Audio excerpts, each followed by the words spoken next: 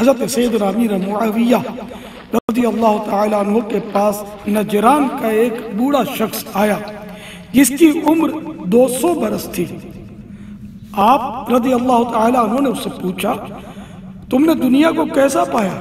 کہنے لگا کچھ برس مصیبت کی نظر ہو گئے اور کچھ آرام اور سکون سے گزر گئے، دن رات یوں ہی بسر ہوتے چلے گئے، پیدا ہونے والے پیدا ہوتے رہے، مرنے والے مرتے رہے۔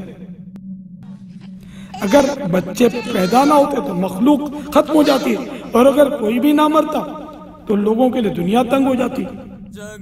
حضرت سیدنا امیر معاویہ رضی اللہ تعالیٰ عنہ نے اس شخص سے فرمایا جو چاہتے ہو مانگ لو۔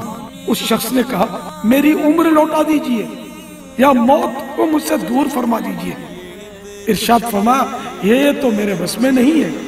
اس شخص نے عرض کیا پھر مجھے آپ سے کوئی حاجت بھی نہیں۔